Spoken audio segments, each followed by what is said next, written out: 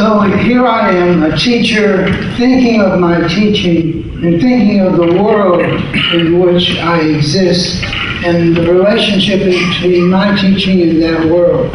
And I recognize then as a teacher, we're just beginning.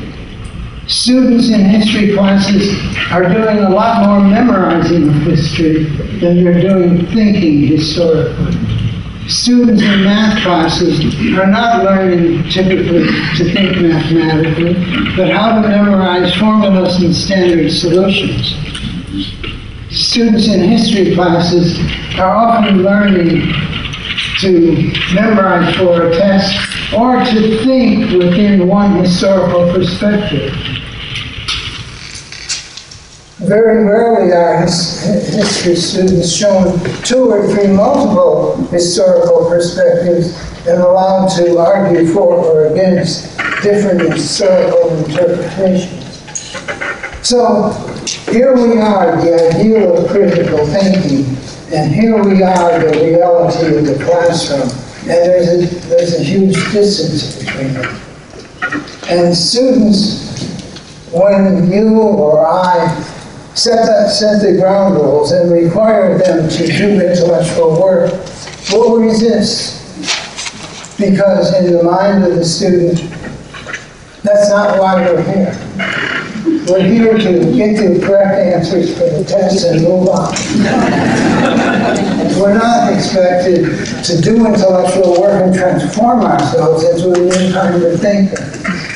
So we're trying to create then in the classroom a new community and a new reality from the ones that the students are presently exposed to. And we want, and we realize that it's going to be a hard sell.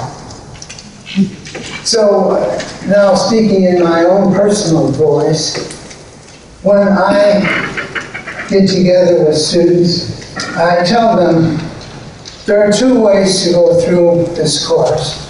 You can fight me all the way, or you can work with me and we'll work together. If you fight me all the way, I'm going to win. And you're going to lose. But if you work with me, we're both going to win. Because you're going to become a better reader, a better writer, a better speaker, and you're going to listen better. And you're going to learn better.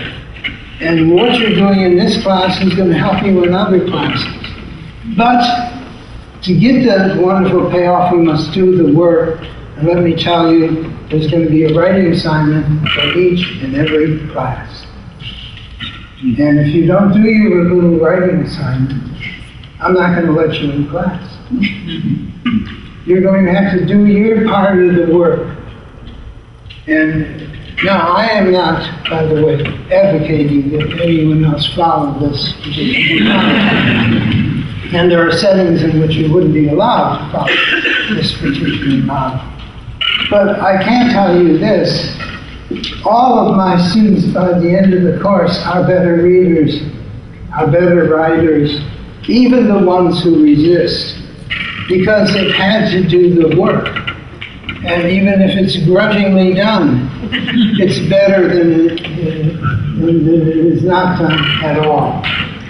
And so I see the power of critical thinking to help the students become better learners, but I also see the enormity of the obstacles that stand in our way.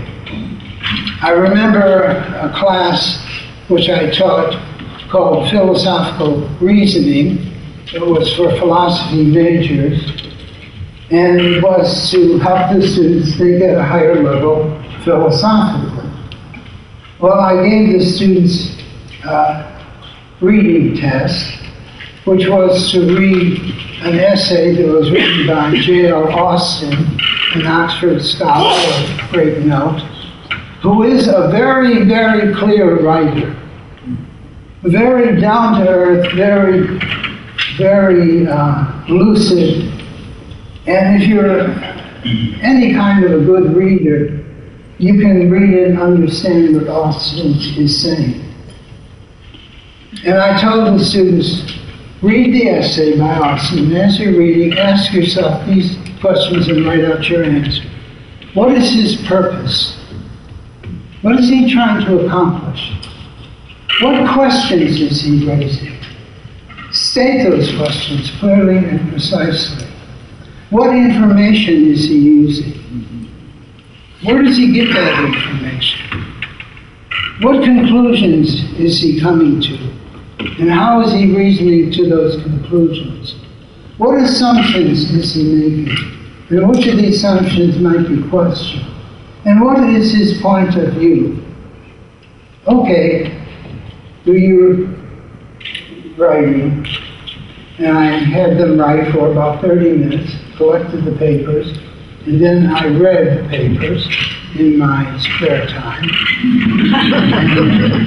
I was surprised. In fact, I was shocked that most of the students argued with Austin. They didn't clarify. They just told me where they agreed and where they disagreed, and why he was wrong and they were right. And I said, wait a minute, I didn't ask them to do that. What are they assuming? What they're assuming is, in philosophy classes, you learn to argue. And if you're good at arguing, then you're a good philosopher. And I thought, that's not what makes a good philosopher. A good philosopher learns to deconstruct the thinking, learns to test thinking, learns to approach thinking from multiple points of view, and particularly exercises intellectual empathy, and does not negate a position until you understand it. So if you say Austin is wrong, you say at least this much, that you understand him accurately, and you have seen that when accurately viewed, he's wrong. But if you simply negate him because he doesn't agree with you, or doesn't appear to disagree with you, then you're simply argumentative. So I went back to, and I reported to my department. I'd like you to know, ladies and gentlemen, that we are teaching our students to argue and be argumentative. We're not teaching them fair-minded critical thinking. Oh, thank you very much, Professor. Are there any other points of business before we close our meeting? And so I came back again and I said, what are we going to do about this? The department realized I was serious. And then they got frightened. What are we going to do about Paul? He's going to make us look bad. We're going to be known as a department that teaches students how to be argumentative. This is not good PR.